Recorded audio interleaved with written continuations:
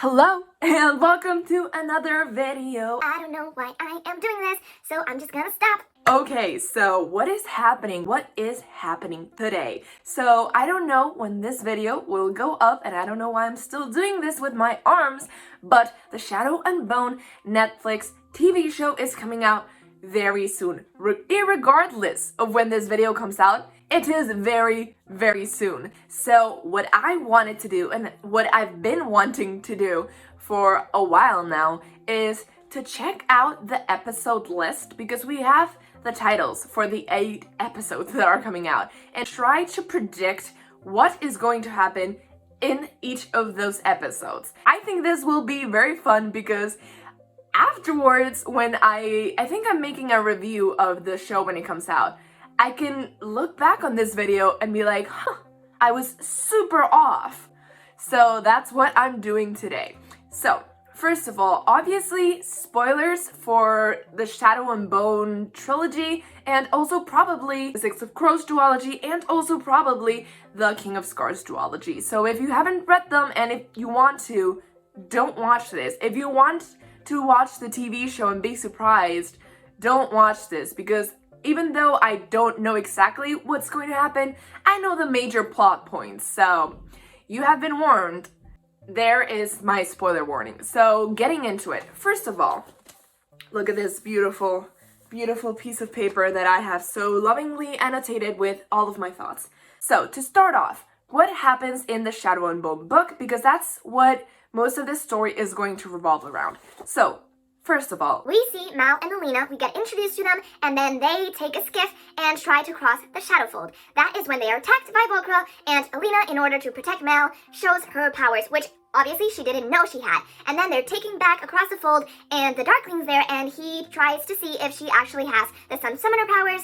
It is confirmed that she does, and she is taken to Otkazat'sya. In the way, they get attacked, they survive, and then she gets taken to the little palace where for a couple of months she starts learning about the little science, and she starts learning what it truly means to be a Grisha. There she meets Skenya, she meets Soya, and she gets in fights with Soya that are started by Soya. She feels kind of like an outcast because she is very old to start learning how to use her abilities.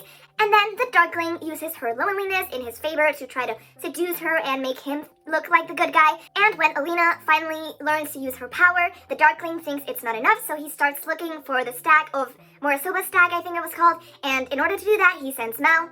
Meanwhile, Alina has been sending Mal letters, which she has gotten no response to. And then before the big finale, we have a party. And in that party, Alina and the Darkling show their powers, and they do it together. And she's like, oh my god, the Darkling, oh my god. And then they make out, and then the Darkling's like, can I come to your room later? And Alina's like, I don't know. And then, I forgot her name, I'm sorry, the old lady old Bagra? I think her name was Bagra. She comes to Alina and she's like, yeah, the Darkling, who is my son, is immortal, and he's the one who created the Shadowfold, and he is using you. So Alina's like, oh my god, and then she runs away, she finds Mal, and they try to run away together. They find the stag, and Alina's like, I can't kill it. They kiss, the Darkling finds them, he kills the stag, and he puts the antlers around Alina's neck in order to control her. Mal and Alina are taken to the Shadowfold by the Darkling. They enter, and just when things are looking really bad, Alina does some crazy stunt, and she and Mal think they're the only ones from the skiff that survived, because they left the other ones in the skiff alone without a Sun Summoner, which means they were unprotected from the Volcra. And when they run away into the woods, and that is when Shadow and Bone Book 1 ends. So, now that you are all up to date and caught up on what happens in the book, let's see what I think is going to happen in each of the episodes. I do have to say that I am not 100% sure how the Dregs, so the Six of Crow members, are going to come into play in this story, because I know it is kind of like a prequel to them, but I don't know if the things that are going to happen are things that are mentioned in flashbacks in the books. So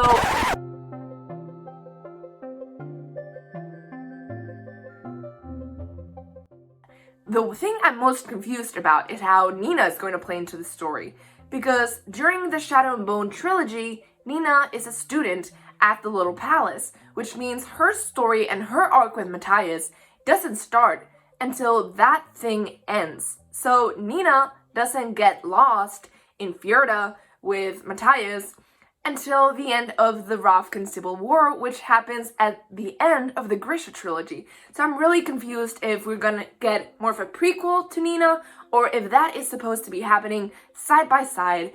I'm really interested to see how they're gonna pull that off, because that, I think, is the most complicated part just because of the timeline. Without further ado, let's get into the actual episodes. So episode number 1 is called A Searing Burst of Light, and just from that title alone, we basically know what's gonna happen. I think basically this episode is going to be most of the footage we have seen in the trailer, because the trailer was basically just them setting up the beginning of the story. So like I said, Alina and Mal are in the military camp. They try to cross the Shadowfold. Alina finds out her powers and she's taken to the Darkling, and I think this episode is going to end right when she gets taken to the little palace.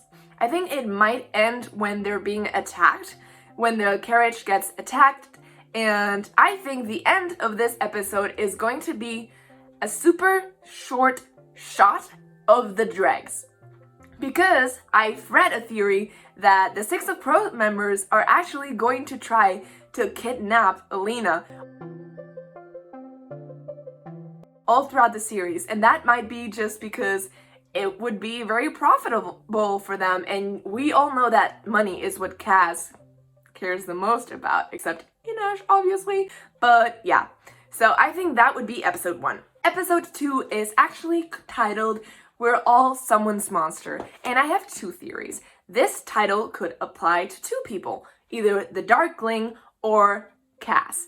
But seeing that the Darkling is not referred as the Darkling in the series, but instead as General something, I feel like they're trying to not make it as obvious that he's going to be the villain of this story. Therefore, I feel like the monster refers to Cass Brecker, and I feel like this episode is going to be split more like 25% attention on the Six of Crows members and 75% on Alina. And I feel like that's a lot more than in the first episode, because I feel like even though there are going to be sprinkles here and there of the dregs, some episodes are going to more heavily feature those members. So what's going to happen in this episode? Basically, what I think that this episode is going to be is an info dump, because we see everything from Alina's eyes, and Alina is new to this Grisha power and Grisha culture.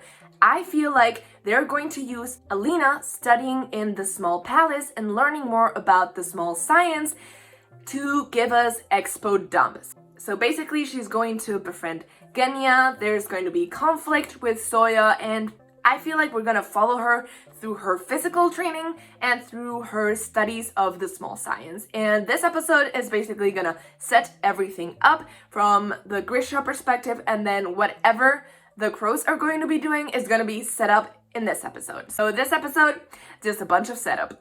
Episode 3 is titled The Making at the Heart of the World, which is a phrase they use a lot when referring to Grisha power. So this one is going to definitely focus a lot on Alina trying to summon sunlight, because that's a big thing in the first book, is that it takes her like a lot more than other Grisha to be able to use even a fraction of her power. So I feel like we're gonna see her training a lot with Baghra, and I feel like they're gonna use a parallel of how good she's gotten at physical fighting to how bad she still is at summoning sunlight, but I feel like she is going to be able to summon sunlight by the end of this episode. I think the end of this episode is going to be that teaser that they showed us where Alina is with Baghra in her little hut and she just summons sunlight for the first time, because I feel like that would be a very good end of an episode. Episode 4 is titled, and I don't know how to pronounce it, but it's titled Otkazat'sya?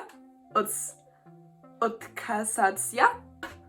I tried, and that basically is a Ravkan word for the abandoned or an orphan or simply someone who has no Grisha powers. So I feel like this episode is really going to center around Mal and Alina's past lives at the orphanage. So I feel like we're gonna get a lot of flashbacks, since at this point in the story, Alina is trying to contact Mal but she is not receiving any kind of response. So I feel like she's going to get flashbacks to how their life was at the orphanage, and we're going to see what Mal is doing at the military camp, and if he's already looking for Mosotoba, I forget the name, if he's already looking for the stag, and that's going to be very devoted to their relationship. But at the same time, thinking back about her relationship with Mal is going to make Alina even lonelier, even though now she can control her powers.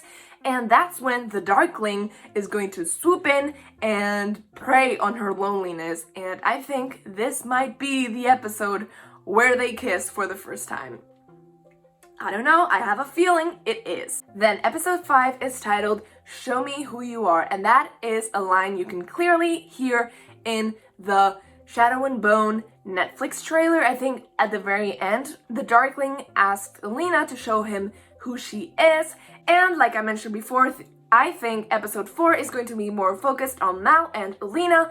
I feel like episode 5 is going to be more focused on the Darkling, and that's the episode where we're going to get most of their happy interactions, at least positive in Alina's eyes before she knows he's evil. But I have no clue what's going to happen with the Six of Crows members, so that's why I'm not saying anything about them, because I literally have no clue. And I'm happy. I want to know more about them than we already know from the books, so that's just going to be a gigantic surprise for me. Also, based on the next episode titles, I feel like this might be the episode with the whole party where Alina and the Darkling perform and they show their powers to the king and the queen, and after that they have an intense makeout scene. And I feel like this episode, since it's titled Show Me Who You Are, could go both ways. So Alina showing the Darkling who she is, and the Darkling indirectly showing Alina who he is. So I think this is going to end with Baghra going to Alina's room and telling her that the Darkling is actually her son, has lived for more than 300 years and is evil. And I think that this episode is going to end with that revelation. Then we have episode 6, which is titled The Heart is an Arrow, which is a clear reference to our best girl, and that is Inesh, because it's one of the things she mentions in her chapters. And so from that, I feel like we're gonna get more of the dregs in this episode than in the other ones, just simply because the title is a clear reference to that duology. I still have no clue what the dregs are going to be doing while all of this is happening. Maybe since Alina is running away right about now, they try to kidnap her. I don't know, I'm just stuck in this kidnapping theory, and I can't think of anything else they would be doing. They're clearly doing some kind of heist. We just don't know what they're doing. So this episode, I feel like, is going to focus a lot on Alina being found by Mal and them kind of like coming into terms with their feelings, because I think this episode is going to end with Alina and Mal finding the stag, being like, oh, I can't kill it, them kissing, and then being found by the Darkling. I think that's how that episode is going to end. But during the rest of the episode, I feel like this is going to focus on establishing the rest of the couples. So while we get Alina and Mal trying to survive and find the stag, I feel like we might get a little bit of Inesh and Cass and a little bit of Matthias and Nina, just based on the title alone. I think this episode is going to be the one that more heavily focuses on the couples. And you might be wondering why I made the Darkling find Alina with 2 whole episodes to go. And that is based on the episode titles and the fact that I think, because this is a TV show, it's going to try to make the finale more big and exciting, so it's going to prolong it a little bit more. So it's going to like drag it out a little bit more. So episode 7 is titled The Unsea, and that is why I think they are already captured by episode 7, since it's titled The Unsea, and that means that most of that episode has to take place either near the Shadowfold, or at least trying to get there, or inside the Shadowfold. So I don't really know exactly what's going to happen during this episode, just that Alina and Mal are going to be taken to the Shadowfold, the Unsea, and I don't know if they're actually going to get into the Shadowfold.